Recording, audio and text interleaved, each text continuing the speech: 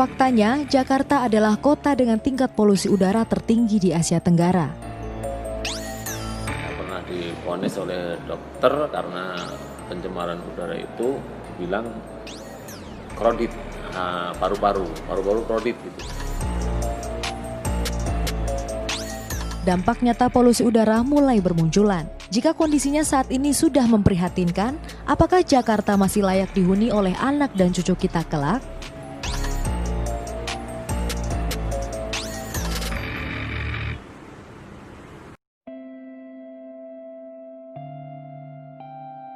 Udara merupakan salah satu aspek mendasar dalam kehidupan.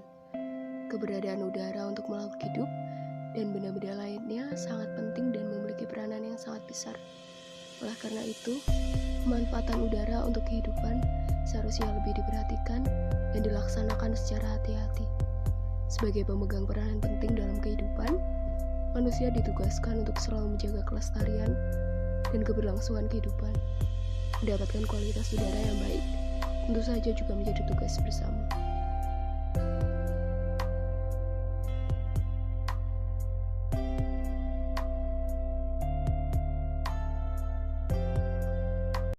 Namun, jika diamati keadaan sekitar kita pada saat ini, terutama di daerah perkotaan, kualitas udara menjadi salah satu hal yang memprihatinkan. Keadaan kualitas udara yang seperti ini disebut sebagai pencemaran udara.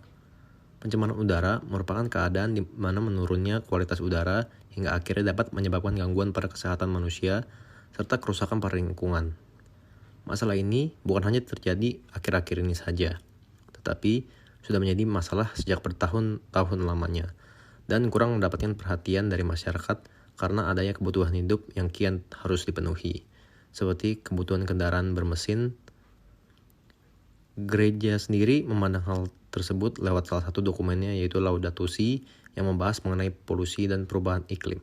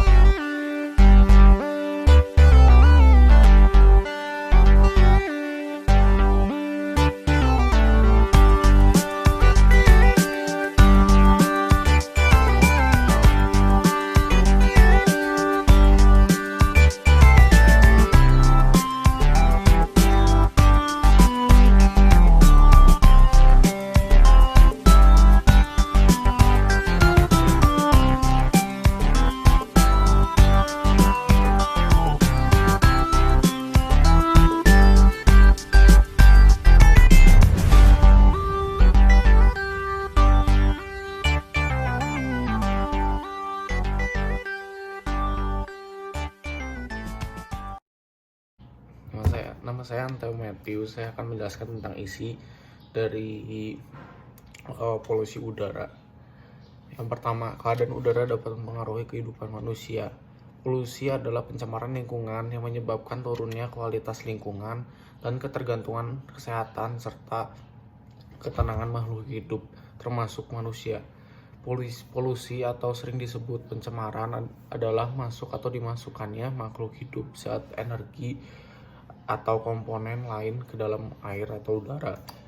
Sedangkan pengertian polusi udara itu sendiri adalah keadaan udara yang telah mengandung substansi fisik, kimia, partikel, ataupun biologis di dalam atmosfer yang mana dalam jumlah yang cukup banyak, serta hal tersebut dapat membahayakan kesehatan makhluk hidup, terutama manusia. Adanya polusi udara ini menyebabkan banyak kerugian dan ketidaknyamanan pada manusia maupun organisme yang hidup lainnya, bahkan yang lebih parahnya dapat menyebabkan kerusakan pada lingkungan alam. Polusi atau pencemaran udara ini dapat timbul dari sumber-sumber alami dan juga akibat aktivitas manusia itu sendiri. Faktor penyebab pencemaran udara. Untuk faktor penyebab pencemaran udara ini terbagi menjadi dua, yakni faktor internal dan faktor eksternal. Berikut penjelasan dengan faktor tersebut. Yang pertama, faktor internal. Faktor ini sering disebut juga dengan faktor alam, yakni bersumber dari segala aktivitas alam. Misalnya, yang pertama gas vulkanik, kedua abu ini dikeluarkan saat gunung Merapi meletus, yang terakhir bau yang tidak sedap yang akibat dari pembusukan sampah-sampah organik. Yang kedua, penyebab eksternal. Faktor eksternal sering juga kita sebut dengan faktor manusia, yakni faktor yang bersumber dari segala aktivitas manusia itu sendiri. Misalnya terjadi pada yang pertama, hasil-hasil pembakaran dari fosil, minyak bumi, batu bara, dan yang lainnya.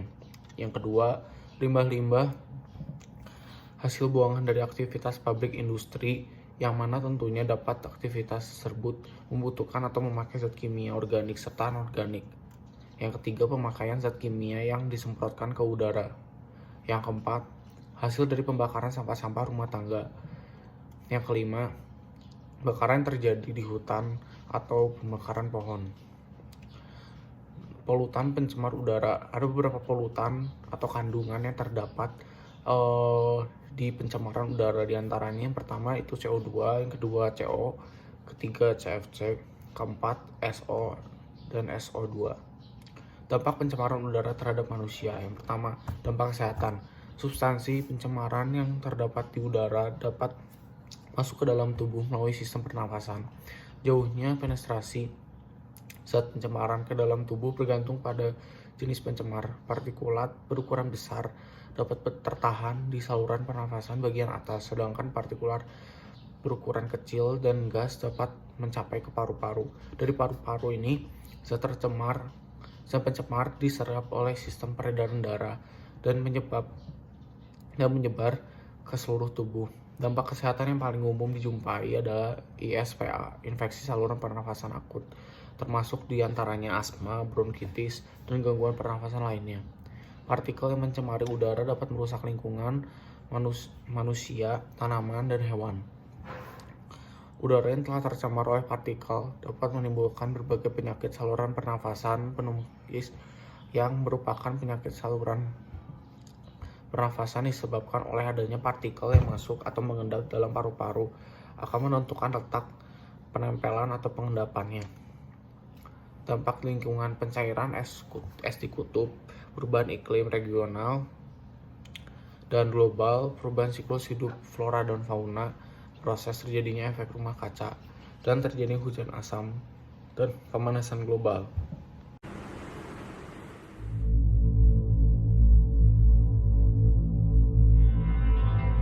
Kehadirannya mungkin tidak begitu terasa, namun efeknya tidak bisa diremehkan. Kalau orang pilek kan seminggu sembuh gitu ya. Bisa. Ya. Kalau saya itu tahunan, kadang-kadang seminggu itu 2-3 kali ingusan, tapi nggak banyak, bening gitu ya. Saya pernah divonis oleh dokter karena pencemaran udara itu bilang krodit paru-paru krodit gitu. Bukannya ini nggak ada penyakit gitu kan, ada penyakit gitu ya, kita kan bingung gitu kan. Cuman kepikiran dari hasil CT scan itu kan, dari paru-paru itu saya dirujuk ke THT, tapi THT bukan yang Fatmawati, yang ini RSUD Depok. Betul dokter ambil kesimpulan ini sensitif terhadap polusi udara. Polusi udara. 2.2 Permasalahan dan contoh konkret di Indonesia. Polusi udara atau juga dikenal dengan pencemaran udara adalah sebuah kondisi yang terdapat ada satu atau lebih substansi fisik, kimia, atau biologi di udara yang jumlahnya berada pada titik yang membahayakan. Dalam hal ini, polusi udara bisa berdampak pada kesehatan manusia, tumbuhan, dan juga hewan. Selain itu, penyebaran pada udara juga menimbulkan dampak bahaya lain, karena dapat merusak properti dan juga mengganggu estetika kenyamanan lingkungan.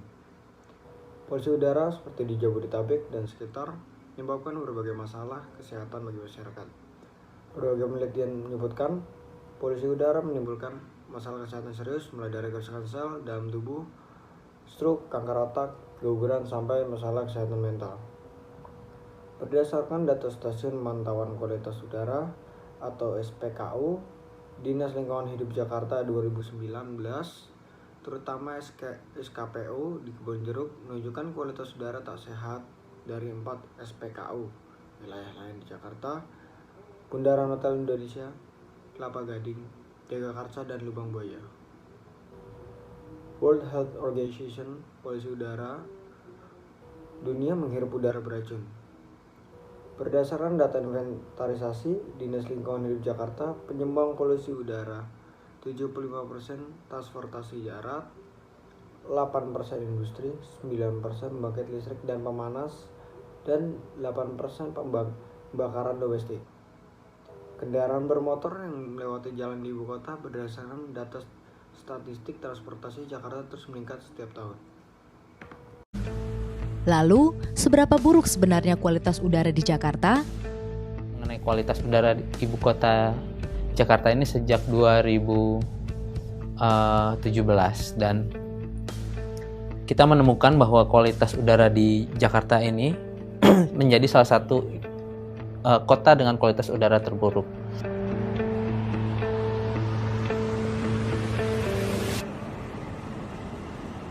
Peningkatan jumlah kendaraan jadi salah satu penyebab kualitas udara memburuk. Yang lebih mengerikan, ada jenis polutan yang tidak terasa namun lebih berbahaya. Polutan ini berasal dari pembangunan PLTU dalam radius 100 km di sekitar Jakarta. PLTU ini berkontribusi polutannya itu jatuh ke Jakarta, baik yang ada di barat Suralaya dan kawan-kawan maupun yang ada di timur dari Indramayu hingga Cirebon. Yang salah satu menjadi concern kita sebenarnya adalah PM2,5. Kenapa? Karena polutannya ukurannya sangat kecil, 2,5 mikron. Kalau mau dibandingkan misalnya ukuran rambut kita itu sekitar 30 mikron. Artinya polutan ini tidak berbau, tidak terasa, dan juga tidak bisa tersaring oleh sistem tubuh kita. Gereja adalah sakramen keselamatan yang peduli terhadap masalah lingkungan hidup yang tercantum di dalam Gaudium et Spes dan ensiklik Laudato Si, yang memiliki kesimpulan besar bahwa seluruh makhluk hidup dapat memenuhi penghidupannya dengan memanfaatkan kekayaan yang ada di bumi ini. Lalu untuk pencegahan dan penanggulangan pencemaran udara. Untuk pencegahan pencemaran udara ada 2 jenis, yaitu pencegahan pencemaran udara yang berbentuk gas dan yang berbentuk partikel. Lalu untuk penanggulangannya ada 2 macam. Yang pertama ialah penanggulangan secara preventif dan secara kuratif. Untuk preventif sendiri itu dilakukan sebelum terjadi pencemaran udara, sedangkan kuratif dilakukan setelah pencemaran udara.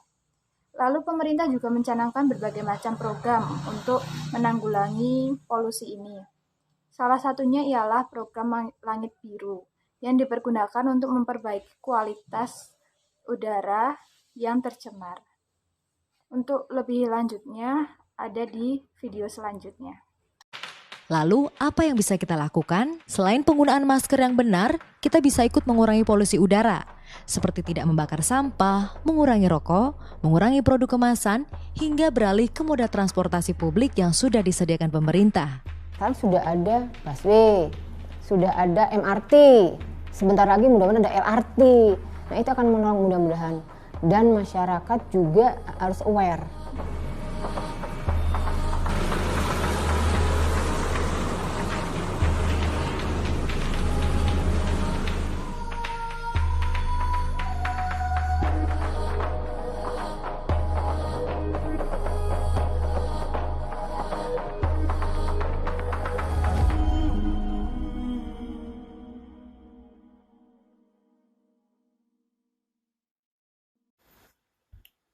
Halo, nama saya Gevan. Saya akan menjelaskan bab 4 penutup dari kelompok kami. Yang pertama ada kesimpulan. Kesimpulannya yaitu polusi udara menyebabkan banyak kerugian dan juga ketidaknyamanan pada manusia maupun organisme yang hidup lainnya, atau bahkan yang lebih parahnya dapat menyebabkan kerusakan pada lingkungan alam. Sebuah penelitian menjelaskan kerusakan polusi udara yaitu ke paru-paru, jantung, dan otak. Dalam survei itu, faktor risiko global untuk stroke, polusi udara PM2.5 jadi peringkat ke-7 dalam dampak umur kesehatan seseorang. Sementara polusi udara rumah tangga dari pembakaran bahan bakar ada pada peringkat ke-8. Hal ini menjelaskan mengapa masalah polusi udara harus ditanggapi dengan serius, tidak hanya oleh pemerintah, melainkan juga dari masyarakat luas. Dalam hal ini, gereja menaruh kepedulian yang mendalam terhadap masalah lingkungan hidup. Para bapa konsili meyakini bahwa Allah telah menganugerahkan bumi dengan segala kekayaannya sebagai rumah bersama semua manusia dan semua makhluk hidup. Semua manusia tanpa kecuali berhak menikmati dan mendapatkan sumber penghidupan dari kekayaan alam semesta ini. Lalu yang kedua ada saran. Saran pencegahan dari gereja yang ditempuh terhadap pencemaran udara tergantung dari sifat dan sumber polutannya. Pencegahan yang paling sederhana dan mudah dilakukan yaitu menggunakan masker sebagai pelindung untuk menghindari terjadinya gangguan kesehatan. Tindakan yang dilakukan untuk mencegah pencemaran udara seperti mengurangi polutan, bahan yang mengakibatkan polusi dengan peralatan, mengubah polutan, melarutkan polutan, dan mendispersikan atau menguraikan polutan. Sekian dari saya. Kementerian Lingkungan Hidup dan Kehutanan justru menilai udara Jakarta semakin membaik. Jadi kalau menurut saya tren Jakarta itu membaik, bukan parah. Saya mau meluruskan pernyataan semakin buruk tadi. Mereka punya nggak data dari tahun sebelum-sebelumnya. Jadi yang mereka punya kan 2018 atau 2017. Kayak seperti tadi kan saya bilang. Mereka tahu nggak tahun-tahun 2010 misalnya hanya 4 hari jauhnya, terus kemudian sedangnya merah, bahkan banyak. Sekarang merah nggak ada di Jakarta. Jadi kalau statement semakin buruk, ya keliru. Kita hanya melihat 2 data atau 1 data. Itu data kami yang diambil, bukan kedubes, itu kan kami yang ikut. Saya bilang itu 70% pencemaran kota besar itu kendaraan bermotor. Pulau Jawa itu 62% sepeda motor, mobil, truk itu ada di Pulau Jawa. Di Kalimantan pun cuma 5%. Sulawesi 5%. Apakah di daerah Sulawesi nggak ada PLTU? Banyak kan. Jadi jangan dipaksakan bahwa ini satu-satunya pencemar. Bahwa semua PLTU itu larinya ke Jakarta. Sekalian aja PLTU yang di Manado lari ke Jakarta juga. Saya akan menjelaskan bagian lampiran. Di makalah ini yang dilampirkan merupakan foto dokumentasi dari polusi udara. Yang pertama ada foto polusi dari Jakarta.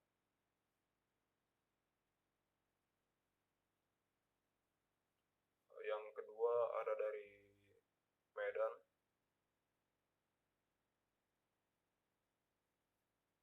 Yang ketiga ini merupakan ilustrasi dari polusi udara dari lingkungan pabrik.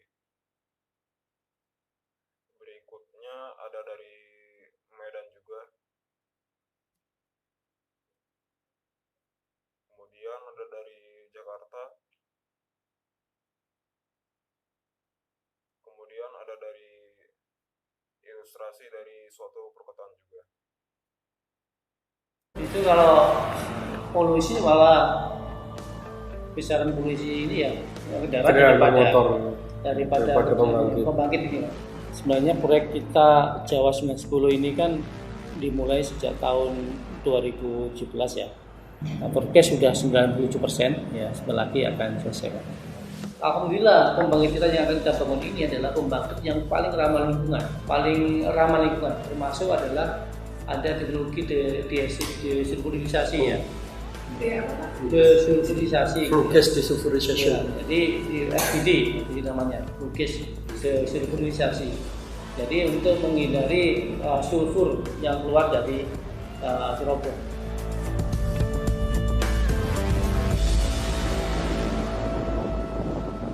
Refleksi ini pertama-tama ingin mengajakkan kita untuk menyadari bahwa kita semua bersalah. Tak ada kata lepas tangan untuk itu. Kita harus mengetahui bahwa kitalah pelakunya. Entah secara terang-terangan seperti Donald Trump yang menarik diri dari KTT Paris, atau secara tak sadar diri seperti kita mengendarai kendaraan pribadi. Banyak kasus kejahatan yang tidak memerlukan pelaku untuk mengetahui alasan kejahatan itu. Tetapi, untuk kasus polusi yang satu ini, perlu diketahui pelaku beserta alasan yang menjadikan dunia kita seperti ini. Hal ini penting, sebab langkah untuk mengetahui kesalahan adalah langkah awal yang penting. Dan oleh karena itulah, kita dapat melangkah dengan rasa penuh tanggung jawab. Hanya oleh itulah, kesadaran akan polusi ini menjadi bermakna. Lalu, bagaimana kita dapat menebusnya? Dalam menangani polusi udara, kita sebagai pelaku masalah sosial dapat melakukan beberapa hal agar masalah polusi udara dapat berkurang, seperti menggunakan moda transportasi umum untuk mengurangi polusi, menghemat energi dengan mengurangi penggunaan elektronik, sehingga mengurangi jumlah bahan bakar fosil yang akan dibakar, menggunakan energi bersih seperti matahari, angin, dan panas bumi yang mulai marak dewasa ini, dan menggunakan perangkat hemat energi, sebab mengonsumsi lebih sedikit listrik dapat menurunkan tagihan biaya dan membantu mengurangi polusi. Dengan berpartisipasi dalam menanggulangi masalah polusi udara seperti itu, dampak-dampak negatif yang ditimbulkan seperti munculnya berbagai penyakit, terjadinya pemanasan bumi, terjadinya pengasaman laut yang dapat membahayakan biota laut, dapat teratasi sehingga alam kita pun akan terjaga untuk diwarisi ke generasi yang akan datang. Pada akhirnya, juga kita dapat menebus kembali kesalahan atas bumi ini. Ayo berjuang. Lalu, apa yang bisa kita lakukan? Selain penggunaan masker yang benar, kita bisa ikut mengurangi polusi udara, seperti tidak membakar sampah, mengurangi rokok, mengurangi produk kemasan, hingga beralih ke moda transportasi publik yang sudah disediakan pemerintah. Kan sudah ada busway, sudah ada MRT, sebentar lagi mudah-mudahan ada LRT. Nah, itu akan menolong mudah-mudahan. Dan masyarakat juga harus aware.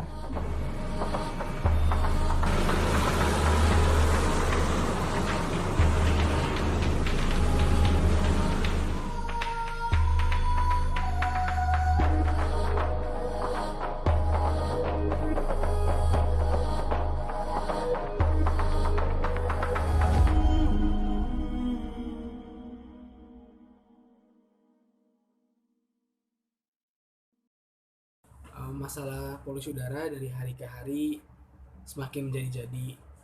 Makalah ini telah menunjukkannya secara gamblang. Pabrik-pabrik besar, kendaraan bermotor, rumah kaca membuat udara di perkotaan itu semakin tercemar. Bahayanya lagi, efek jangka panjang dari permasalahan ini menyasar kemana-mana. Korban semakin banyak berjatuhan. Oleh karena itu, mulai banyak media massa yang membahas hal ini. Bahkan di dunia akademik, sekolah-sekolah telah memasukkan permasalahan lingkungan ini ke dalam kurikulum mereka. Berkat hal ini, semakin banyak orang yang mengetahui tentang permasalahan lingkungan. Hal ini bagus, benar, dan perlu. Namun, pertanyaannya mengapa dampaknya belum ada? Maksudnya adalah, mengapa di tengah kesadaran banyak pihak atas permasalahan polusi berbahaya ini, polusi udara toh semakin hari tetap semakin parah saja. Pertanyaannya, apakah banyak orang benar-benar peduli? Seberapa pedulikah kita pada masalah polusi yang terjadi? Atau jika kita memang peduli, berapa banyak dari kita sudah merasa cukup hanya karena kita membahas polusi udara? Berapa banyak dari kita telah menjadi bagian atau merasa telah menjadi bagian dari aktivis lingkungan hanya karena kita memposting sesuatu yang berkaitan dengan itu di media sosial? Kalau sudah begitu, apa hasilnya? Lalu banyak orang akan berkata, setidaknya kami memikirkan tentang hal itu. Itu benar, bahwa setidaknya banyak orang memperhatikan tentang hal itu. Tapi sesuai dengan kata Rasul Yakobus, jika iman itu tidak disertai dengan perbuatan, ya iman itu hakikatnya adalah mati. Selama kita hanya menganggap bahwa permasalahan lingkungan yang dibahas dalam makalah ini hanya sebagai bagian dari perjalanan akademisi kita, maka hal itu tidak ada gunanya. Penulis dapat berteriak, penulis makalah dan juga saya juga dapat berteriak untuk mengajak masyarakat mengurangi emisi, memberi poin rekomendasi dalam menjaga udara tercinta. Tetapi hal itu hanya akan berbalik kepada diri sendiri. akan sia-sia dan tidak bermakna. Lalu bagaimana membuat usaha kita ini bermakna? Mengapa kita perlu membuat usaha ini menjadi tidak sia-sia seperti yang sebelumnya? Mungkin kita perlu mengingat ayat kitab suci ini. Allah memberkati mereka dan Allah berfirman, beranak cuculah dan berlipat gandalah, dan penuhilah bumi dan kuasailah itu. Ini dari kitab Kejadian bab 1 ayat 28. Kita perlu mengingat bahwa mereka yang dimaksud dalam kitab suci adalah manusia, adalah kita. Kita adalah pihak yang diberi tanggung jawab. Lalu kenapa? Indonesia termasuk negara dengan polusi udara yang tinggi. Polusi adalah zat yang mempunyai efek berbahaya atau beracun pada lingkungan. Apakah kalian tahu bagaimana polusi mempengaruhi badan kita?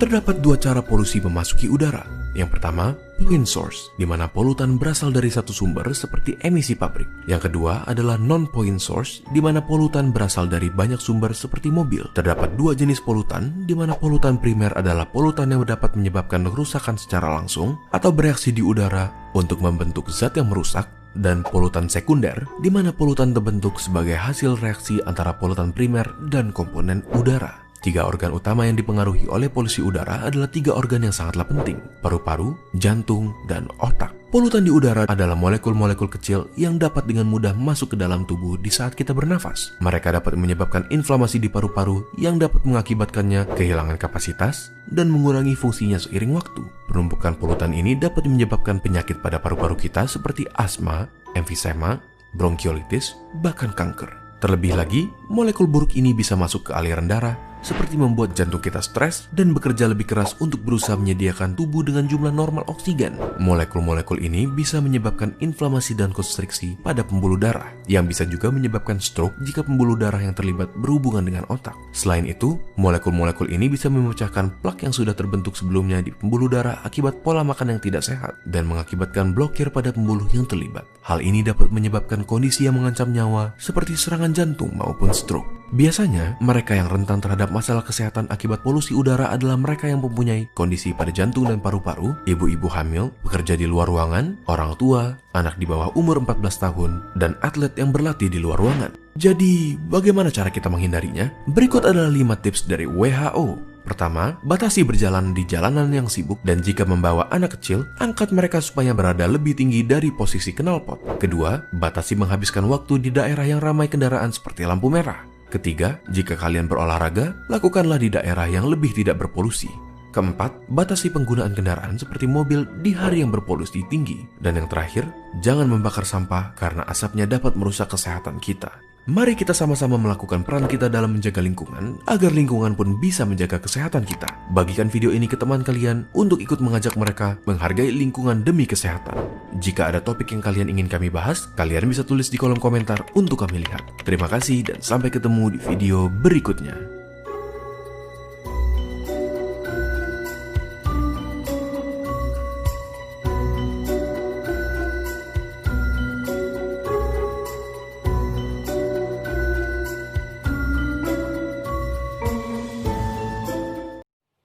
Pencemaran udara adalah suatu kondisi di mana kehadiran satu atau lebih substansi kimia, fisika, atau biologis yang berada di atmosfer dalam jumlah yang membahayakan.